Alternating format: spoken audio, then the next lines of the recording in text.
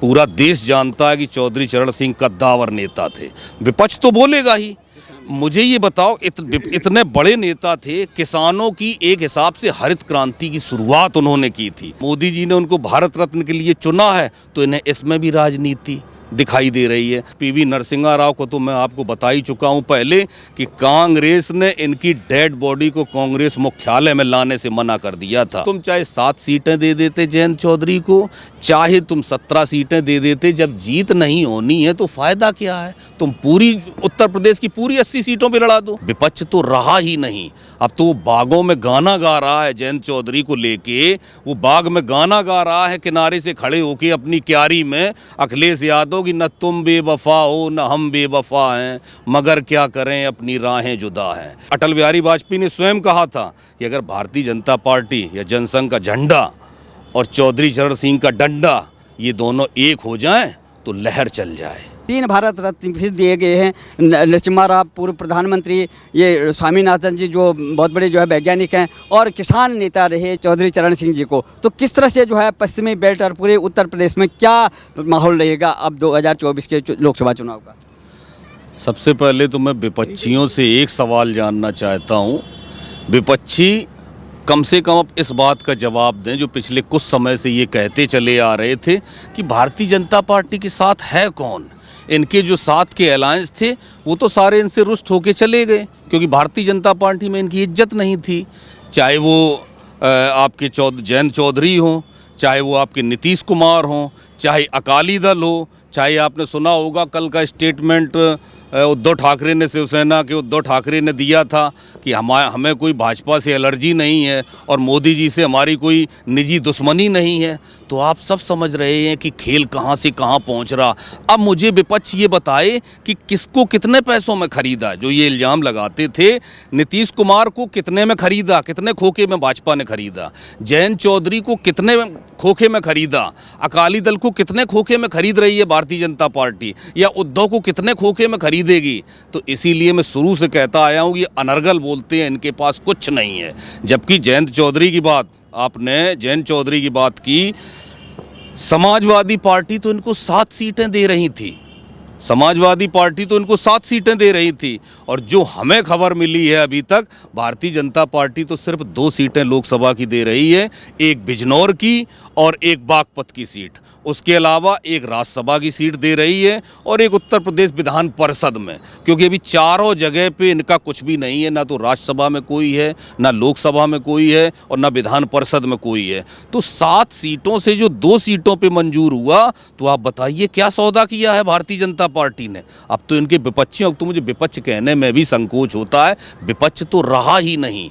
अब तो वो बागों में गाना गा रहा है जयंत चौधरी को लेके, वो बाग में गाना गा रहा है किनारे से खड़े होके अपनी क्यारी में, अखिलेश यादव कि न तुम बेवफा हो न हम बेवफा हैं, मगर क्या करें अपनी राहें जुदा हैं। लेकिन रही बात चौधरी चरण सिंह की, पूरा देश जानता है कि चौधरी चरण सिंह कद्दावर नेता थे। विपक्ष तो बोलेगा ही। मुझे ये बताओ, इतने बड़े नेता थे, किसानों की एक हिसाब से हरित क्रांति की शुरुआत उन्होंने की थी। किसानों के लिए हिंदुस्तान में पहली बार कुछ बोला गया था, वो चौधरी चरण सिंह के द्वारा बोला गया था। तो अगर भारतीय जनता पार्टी ने उनको भारत रत्न के लिए चुना है, या मोदी जी ने उनको भारत रत्न के लिए चुना है, तो इन्हें इसमें भी राजनीति दिखाई दे रही है। अभी मैं अखिलेश यादव का बयान सुन रहा था, कह रहा था समाजवादी पार्टी तो शुरू से चौधरी चरण सिंह को भारत रत्न देने की मांग करती रही। अरे तो क्या सो रहा था? 10 साल तक यूपीए सरकार रही, उससे पहले तुम लोगों की थर्ड फ्रंट की सरकार रही। क्या किया तुमने? चौधरी चरण सिंह के साथ क्या किया? उत्तर प्रदेश में जब 89 में बहुमत साबित करने की बारी आई थी, पूरा उत्तर प्रदेश चाहता था कि चौधरी अजीत सिंह, जो चरण सिंह के लड़के थे, वो मुख्यमंत्री बने। लेकिन इन्होंने, मुलायम सिंह ने अपनी तिकड़म लगाते हुए विधायकों से सेटिंग करके और अपने विधायकों से मतदान करवाया था कि कौन किसके पक्ष में है, अपने पक्ष में करवा के और मुख्यमंत्री बन बैठा था। ये शुरू से इसकी यही हाल रही, हमेशा तिकड़म की राजनीति करता रहा है। मुलायम सिंह इसमें माहिर रहा है, आप सभी लोग जानते हैं। लेकिन मेरे कहने का मतलब ये कि अब इसमें राजनीति करने की क्या ज़रूरत है। और वो विपक्ष भी मुझे इस बात का भी जवाब दे जो मोदी पर जो है लाल कृष्ण आडवाणी को लेकर इल्ज़ाम लगाते थे। लाल कृष्ण आडवाणी को भी भारत रत्न मिल गया है। इससे बड़ा कोई सम्मान है कि मोदी जी उनको सम्मान नहीं देते हैं। इससे बड़ा कोई सम्मान है क्या? स्वामीनाथन को आज घोषणा की है, कृषि वैज्ञानिक रहे हैं और मोदी जी उनके ज़बरदस्त फैन रहे। जो हमने मोदी जी के लेखों में पढ़ा है उसमें उन्होंने स्वामीनाथन का हजारों बार जिक्र किया है, वो उनके इतने बड़े फैन थे। कम से कम स्वामीनाथन को दिया। और पीवी नरसिम्हा राव को तो मैं आपको बता ही चुका हूँ पहले कि कांग्रेस ने इनकी डेड बॉडी को कांग्रेस मुख्यालय में लाने से मना कर दिया था, उसको भारत रत्न देने का काम किया है। जबकि आर्थिक गलियारे के दरवाजे खोलने का काम पीवी नरसिम्हा राव ने ही शुरू किया था। जब सरकार इनकी थी, पीवी नरसिम्हा राव की सरकार चल रही थी, तो आज जिस पैटर्न पे मोदी जी चल रहे हैं, दरवाजे का गेट कुंडी पीवी नरसिम्हा राव ने ही खोली थी, गेट उसका भारतीय जनता पार्टी ने खोला है। तो तीनों ऐसे महारथी हैं जिनको भारत रत्न मिलना ही चाहिए। और भी बहुत लोग ऐसे रह रहे होंगे, मैं ये नहीं कह रहा हूँ, कुछ टीवी में नाम चल रहे हैं, इन्हें मिलना चाहिए, उन्हें मिलना चाहिए, लेकिन मोदी जी के दिमाग में सब है और मिलेगा उनको सम्मान। आप हमें ये बताओ, उन्होंने किसको सम्मान दिया था? जिंदा रहने पे सम्मान मिला था, मरने के बाद तो छोड़ दो इन लोगों को, मरने के बाद जो है दे रहे हैं मोदी जी, उन्होंने तो अपने परिवार वालों को जिंदा में ही दे दिया था। रही बात पश्चिम उत्तर प्रदेश की राजनीति की, जो आप पूछ रहे हैं कि क्या इस पे असर पड़ेगा, असर बहुत तगड़ा पड़ेगा। 7 सीटें अखिलेश ने दी थी, उसमें चालबाजी इनकी क्या थी, क्यों नहीं बात बन पा रही थी? अखिलेश ये चाहते थे कि कैंडिडेट तुम्हारा हो और चुनाव चिन्ह साइकिल पे लड़े, वो ये चाह रहे थे। या फिर कैंडिडेट हमारा हो, चुनाव चिन्ह जो नल है तुम्हारा उस पे चुनाव लड़ो, हैंडपंप पे चुनाव लड़िए। तो कहीं ना कहीं इनकी नीयत में खोट नज़र आ रहा था। और तुम चाहे 7 सीटें दे देते जयंत चौधरी को, चाहे तुम 17 सीटें दे देते, जब जीत नहीं होनी है तो फ़ायदा क्या है? तुम पूरी उत्तर प्रदेश की पूरी 80 सीटों पे लड़ा दो जयंत चौधरी को, सीटें मिलें तब ना। पश्चिम उत्तर प्रदेश का गणित आप समझिए, पश्चिम उत्तर प्रदेश में 27 सीटें हैं, 27 सीटों में से करीब 9-10 सीटें ऐसी हैं जिसमें भाजपा की फाइट थोड़ी तगड़ी होती है, हारने की स्थिति में नहीं होती है। पिछला चुनाव आप लोग देख चुके हैं, हारने की स्थिति में नहीं होते हैं, लेकिन टाइट हो सकता है 1-2 सीट खिसक जाएं। पिछली बार यहाँ से 3-4 सीटों का मामला हुआ था, निकल गए थे।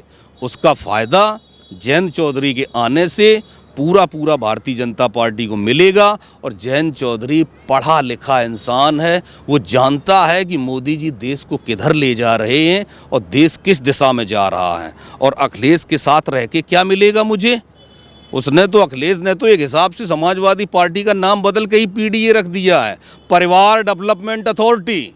समाजवादी पार्टी का तो नाम ही नहीं, मैं तो उसके जहाँ पोस्टर और बोर्ड देखता हूँ वो पीडीए लिखा हुआ होता है, जैसे पार्टी का नाम ही पीडीए हो। और पीडीए का नाम आपको पता है, परिवार डेवलपमेंट अथॉरिटी, सिर्फ अपने परिवार का डेवलपमेंट करता है और परिवार ही अथॉरिटी होगा पूरे उत्तर प्रदेश को चलाने की, ये उनका अर्थ है।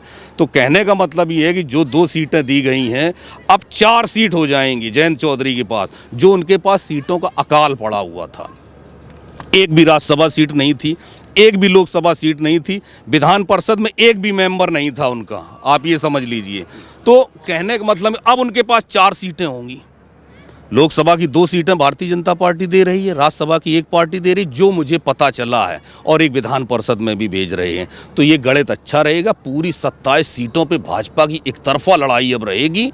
और कोई बुराई नहीं है, किसी अच्छे आदमी को, युवा नेता को पार्टी में जोड़ने के लिए कोई बुराई नहीं है। अच्छे नेताओं को जोड़िए। देखिए ज्योतिरादित्य सिंधिया को जोड़ा था, आज नागरिक उड्डयन मंत्रालय देखिए आप कितनी ऊंचाई पे चल रहा है।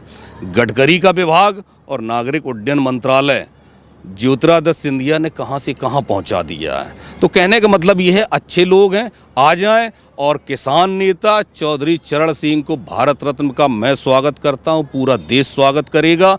आपको याद होगा 1977 से पहले उन्होंने बोला था, आपके अटल बिहारी वाजपेयी ने स्वयं कहा था कि अगर भारतीय जनता पार्टी या जनसंघ का झंडा और चौधरी चरण सिंह का डंडा, ये दोनों एक हो जाएं तो लहर चल जाए, पूरे देश में लहर चल जाए। उस समय चौधरी चरण सिंह का बहुत बड़ा नाम था, वो किसान नेता, इकलौते किसान नेता थे पूरे हिंदुस्तान के अंदर।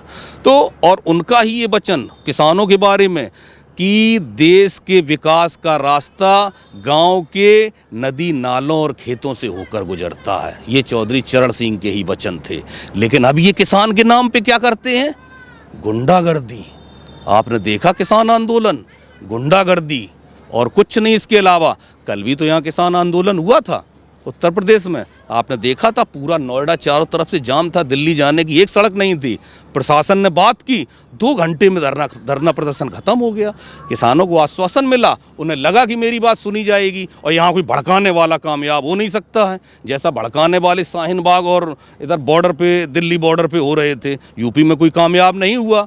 2 घंटे में मीटिंग हुई प्रशासन से, उन्हें आश्वासन मिला और उन्हें पता है कि योगी सरकार का अगर आश्वासन मिला है तो कुछ न कुछ होगा। ये अच्छी तरह से उन्हें पता था। तो कृषि प्रधान देश रहा हमारा और इतने बड़े जो है किसान नेता रहे। और जयंत चौधरी भी कहने के मैं गदगद हूँ। दादा को जो है आज तक किसी ने जो है, इतनी सरकारें आई, किसी ने पूछा तक नहीं है। और आज मैं अब जो है मैं किस मुंह से जो है अब मैं मना कर सकता हूँ। उन्होंने पूरा मन बना लिया है कि वो एनडीए में जो है शामिल होंगे और एनडीए के साथ जो है लोकसभा चुनाव लड़ेंगे। तो क्या लगता है इस तरह के पूरा का पूरा, जब आप देखते हैं कि विपक्ष जो है हर मुद्दे पर जो है कभी खरीदी की बात करता है, कभी जो है दूसरे मुद्दे उठाता, क्या ये जायज़ काम हुआ कि जो है उनको इतना बड़ा सम्मान दिया है जो है मोदी सरकार ने?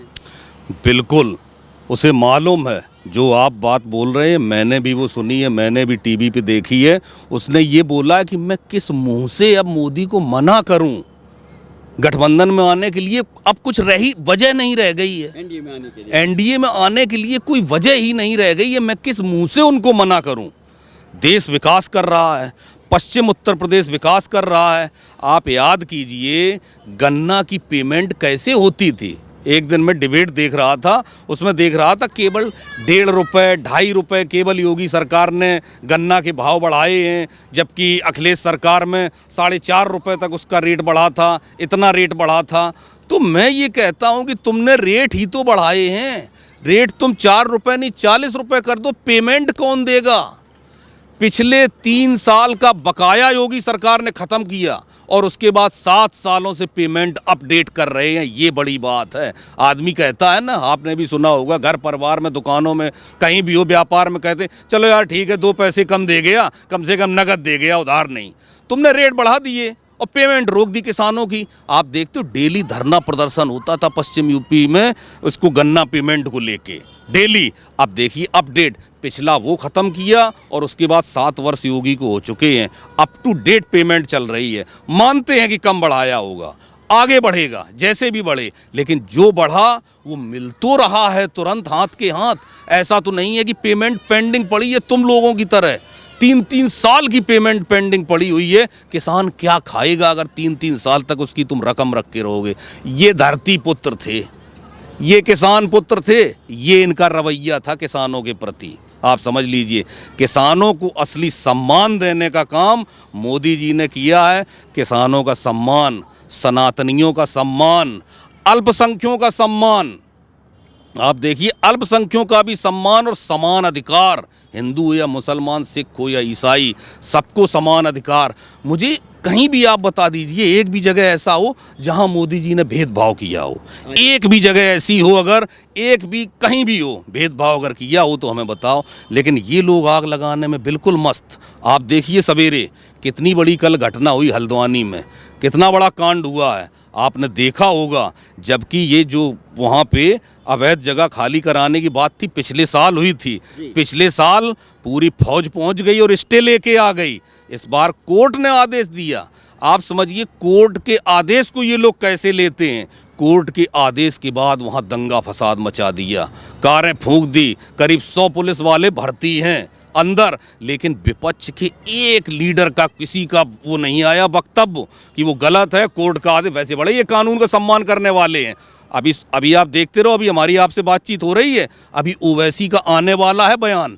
वैसे बहुत कोर्ट करता है ना ओवैसी, अभी तक इसका बयान नहीं आया है और कोर्ट के आदेश से वहाँ पे बुलडोजर चला है। उसके बाद इतनी आगजनी की गई, लेकिन इन्हें पता नहीं हुआ शासन किसका है। शासन भारतीय जनता पार्टी का है। वहाँ आप देखिए 3 घंटे में सब शांति हो गई, 3 घंटे में सब खत्म हो गया, कर्फ्यू लगा के, और सब पकड़े जा रहे। और योगी मॉडल के आधार पे उन्होंने भी बोल दिया, धामी साहब ने, कि वसूली की जाएगी। जितने भी लोग हैं जो इसमें शामिल हैं उनसे सबसे सरकारी संपत्ति की बर्बादी की वसूली की जाएगी। वो वसूली होगी और थोड़ा सा इंतजार करिए आप, 2 से 3 दिन के अंदर सारी परतें उछल जाएंगी। मैं तो सिर्फ इनका चरित्र बता रहा हूँ विपक्ष का, किसी विपक्ष के नेता का एक भी बयान नहीं आया अभी तक। ये इनकी असलियत है।